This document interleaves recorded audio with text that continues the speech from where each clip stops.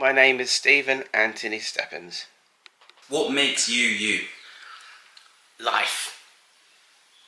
I am blind, but that doesn't define me. I love science fiction, especially Doctor Who and Thunderbirds, but that doesn't define me. I'm a Christian.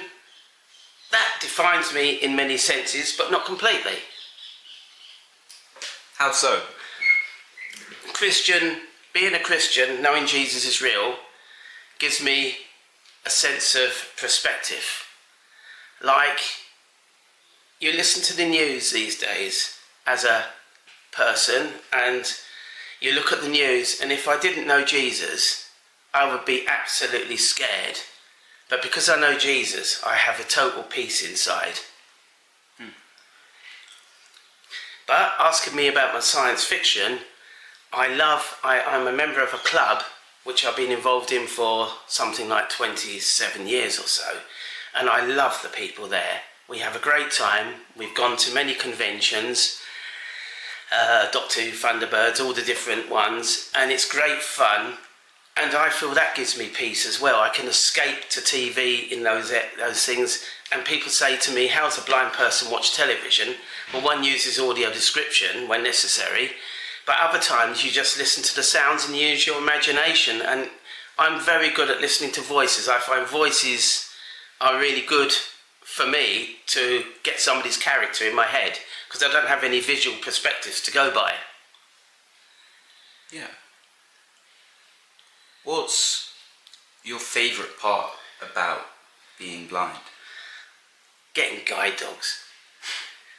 What about that is great? I've had 6 guide dogs. They're like my children. I'm single, I'm not married, but every guide dog has a different personality. And it's like I can talk to other friends that have got guide dogs, and we do war stories, and my dog was naughty like this, or my dog's a brilliant guide dog on the tube. For instance, Xena and my previous dog Owen were fantastic on the tube. They could do escalators, trains, planes, automobiles. They don't bat an eyelid. Xena doesn't. She was an American guide dog I came back with, and she sat on a plane, not batting an eyelid for over 8 hours from the USA to here. What would you say is a harder aspect on being blind, if you think there is one, given you've been blind your whole life? I would say society. I would say the pressure on disabled people in general, the benefits culture, and the way that people, they look at you and they think maybe you're a scrounger, maybe, or they think you're something less than what you are, like just don't exist. I noticed earlier you mentioned a disability. Would you consider your blindness as one?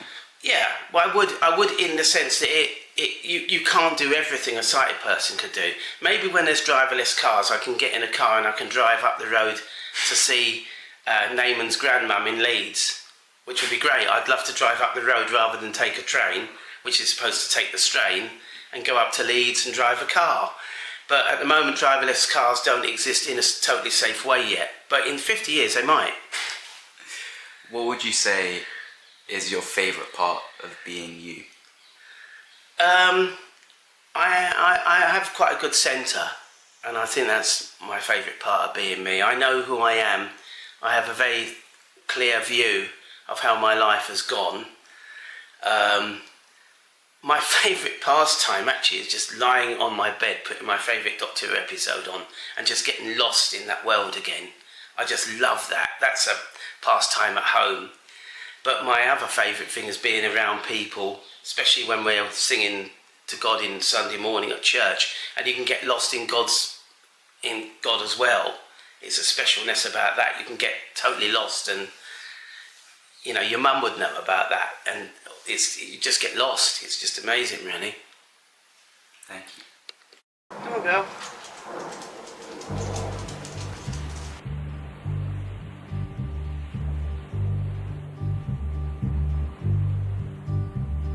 Sitting in the morning sun, I'll be sitting when the evening comes, watching the ships roll in, and then I'll watch them roll away again.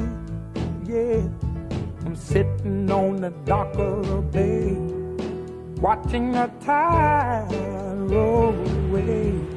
Ooh, I'm just sitting on the dock of the bay, wasting time.